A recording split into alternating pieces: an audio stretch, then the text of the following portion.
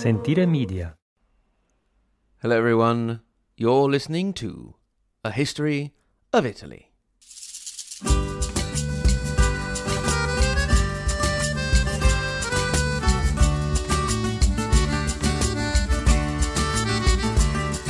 Episode 107, An Unexpected King, 1330 to 1334.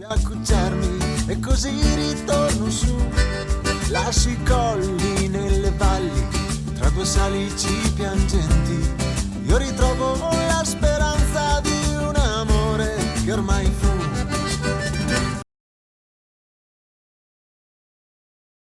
In the last episode, we followed Holy Roman Emperor Louis IV and went on a little tour of Italy. Thanks to him, we managed to visit with the Visconti of Milan, the Della Scala of Verona, the Este of Ferrara, Castruccio Castracani, the dog castrator in Lucca and Pisa, and the Gonzaga in Mantua, and we even got to pop back and see our old buddy King Robert of Naples and mentioned his enemy Frederick of Sicily. All in one tour. What more could you want from a tour guide? In 1329, Louis left Italy, and everyone thought they could go right back to doing what Italians did best at the time, and perhaps also later than that, and that was beating the living daylights out of each other. One of those who really hoped to bash a few heads together and continue to expand his city and family's influence was Can Grande, Big Dog, della Scala from Verona. Unfortunately, his plans were totally ruined by him dying, and we know at A History of Italy that nothing ruins your plans like your own death.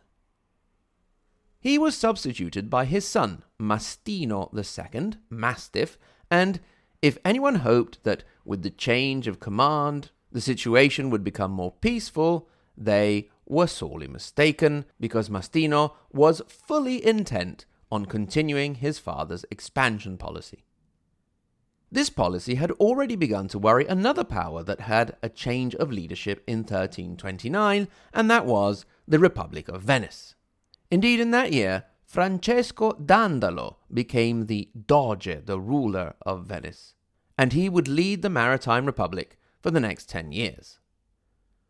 We saw a few episodes ago that Venice had not started the 14th century too brilliantly, and they were still struggling quite a bit. You will remember that they had been defeated by a papal alliance over the control of the city of Ferrara, and had been dealing with internal civil unrest and plots for years now. One other issue was a food shortage, and this was the new Doge Dandolo's most pressing problem. He sorted this out by sending emissaries down to Sicily to reach an agreement on imports. Those of you who are fans of Roman history will remember that Sicily had been the breadbasket of the nascent empire before Egypt had fallen under its influence. Once Dandolo had sorted out the food issue, he looked again with worry to the situation on the mainland, where the growing influence of the signorie meant that they could eventually form a chain of cities under their control and block Venice off from the important internal trade routes, also imposing hefty tariffs. Another player who had been eyeing the growing power of the Della Scala with some worry were the Visconti of Milan. There, Azzone Visconti in 1330 really tightened his grip on the city and was nominated Signore Generale e Perpetuo della Città e del Distretto di Milano, General Lord of the City and District of Milan in perpetuity. There was no mention anywhere about any form of being an imperial representative. First, because they didn't really care now there was no credible emperor about, and also because they were trying to get back into the papacy's good books, and were rather worried about what the papacy and the French were planning. They had reason to be worried. Indeed, the Pope and the French king had for some time been taking a long, hard look at the ungovernable mess that was northern Italy, thinking of the very dramatic step of actually mounting an invasion and then setting up a vassal kingdom. It was in the midst of all of this worrying and plotting and potential powder keg of a situation that something totally unexpected happened. Indeed, out from seemingly nowhere now popped a certain John of Bohemia. I told you to keep him in mind in the last episode, but it's okay if you didn't, I forgive you. He was also known as John of Luxembourg and was the son of our old friend, Holy Roman Emperor Henry VII, who had died back in 1313. At his father's death, John had entertained the thought of becoming the next emperor, but he ended up throwing his weight behind Louis the Bavarian. John had managed to become king of Bohemia thanks to his father's clever marriage alliance and, of course, getting rid of the ruling king. Now, after wandering around Europe a bit, John thought it would be cool to follow in his father's footsteps and head on down and see what he could get up to in Italy. So that is why, in the autumn of 1130, John of Bohemia showed up in Trento, Trent. I think this may actually be the first time I've mentioned Trento, possibly because up until now it has mostly been part of what back then was considered Germany. To this day, there are still two names for the area in which Trento is. One with the German-speaking people who call it Südtirol, and the Italian-speaking calling it Trentino Alto Adige. The city itself is quite nice, but perhaps better in the surrounding alpine mountains for those who love to ski or go hiking in the summer. It does have a nice castle on the north side of the city, and the Muse, the Science Museum, on the south side overlooking the river. You may remember the city because of the famous Council of Trent, but that is quite a way off for us. So, back in 1330, there was John of Bohemia showing up in Trento to see if he could perhaps get some Italian cities on his side and cut out a little area of influence for himself, little holiday kingdom, if you will. Before we see how John of Bohemia did, a last word from our sponsors.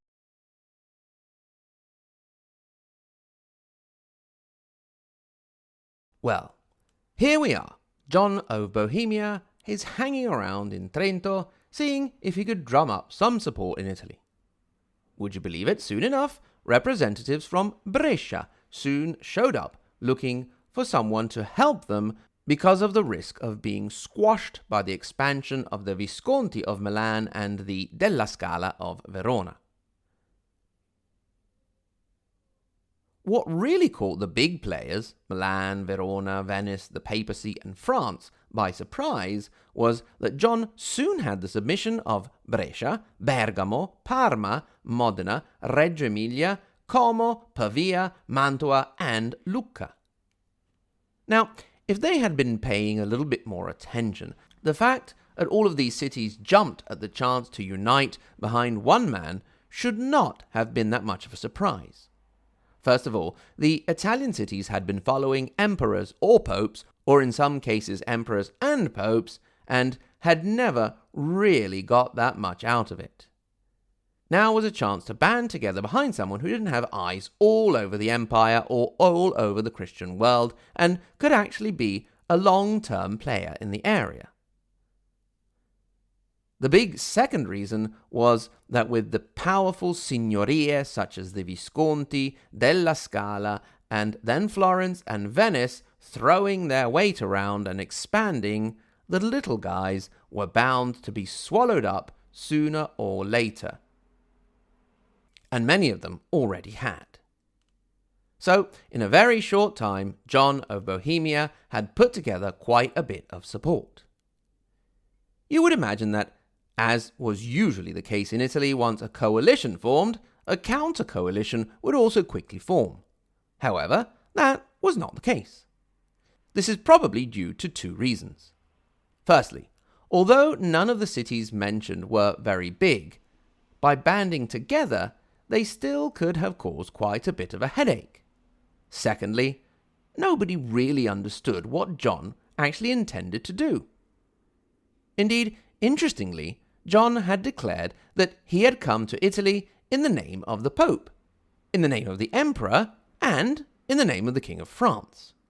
The interesting thing being that none of the three had actually sent him to do anything at all in their name.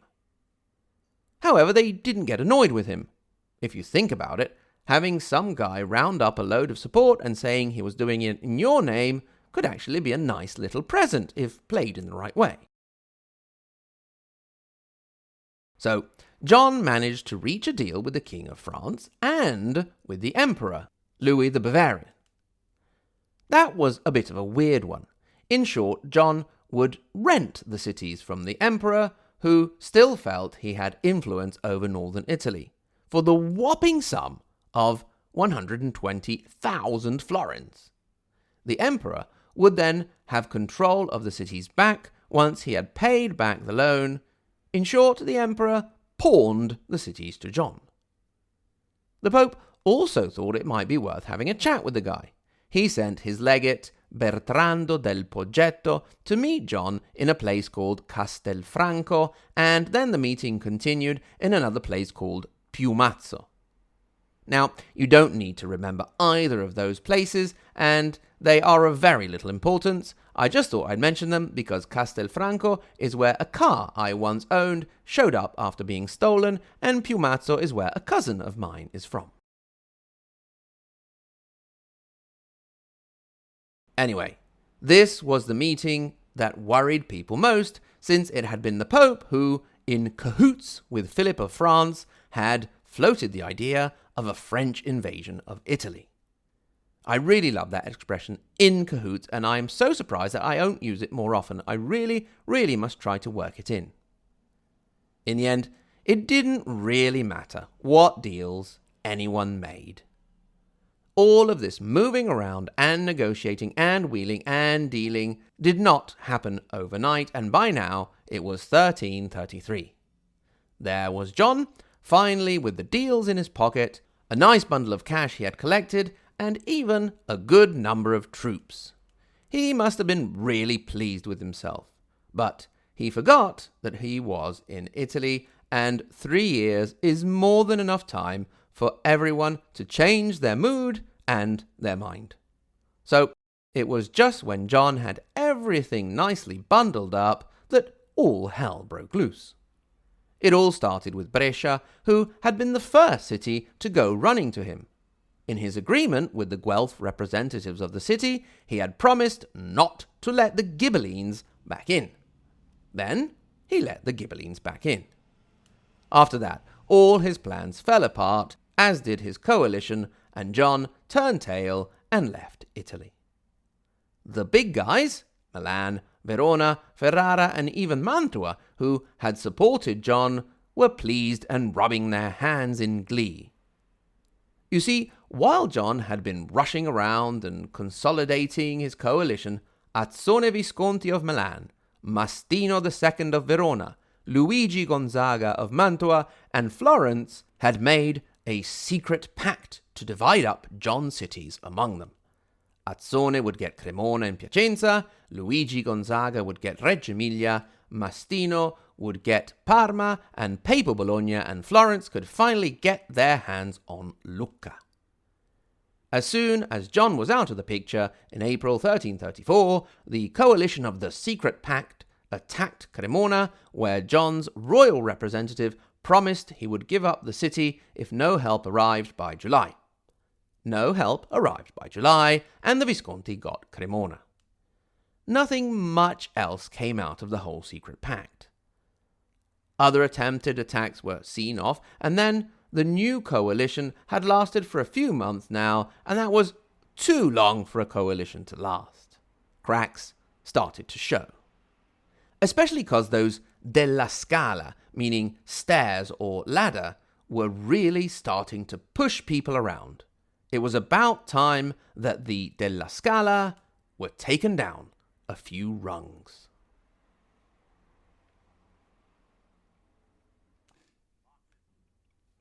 Thanks very much to everyone for listening.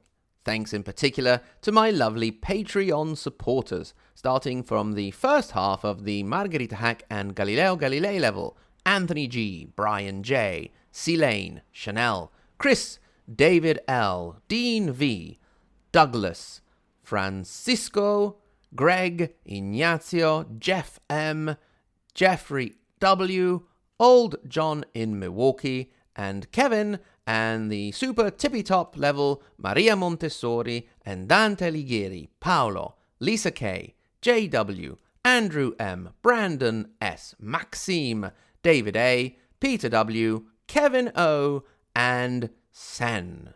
I'd also like to say welcome aboard to new Patreon supporters, James C, joining the Margherita Hack and Galileo Galilei level, and David L, joining the tippy-top Maria Montessori and Dante Alighieri level. Thank you, and welcome to the family.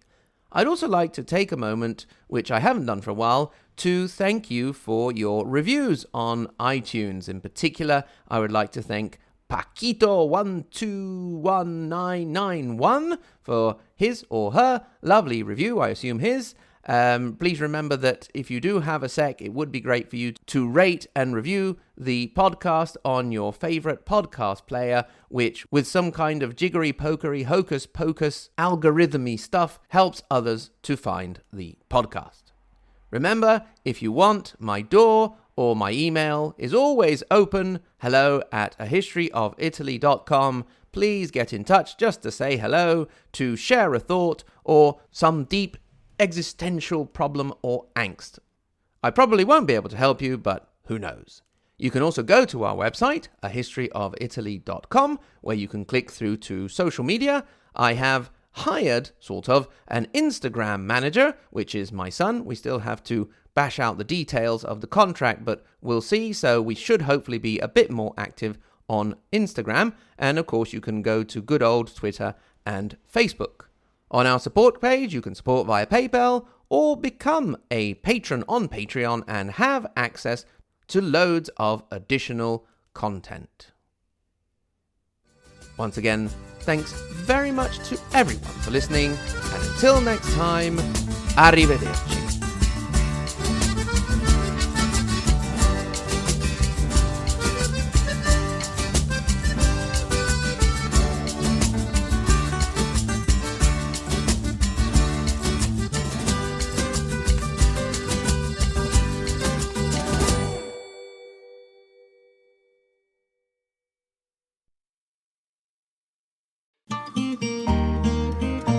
Sentire Media. Hey, podcast producers and show hosts. Do you want to join a podcast network that celebrates all things Italian? At Sentire Media, we understand the allure of Italy and its unique culture. Our devoted team of hosts and producers are all driven by their shared passion for Italy. And we work tirelessly to create the best lifestyle podcasts and content that will whisk you away to the very heart of Italy. With us, you can savor the mouth-watering flavors, get lost in the stories from the past, break down the cultural barriers, and truly immerse yourself in the vibrant traditions of this intoxicating country. If you have a great podcast idea or are already in production and would like to join Sentire Media, head over to sentiremedia.com, that's SENTIRE media.com, and find out how to submit your show.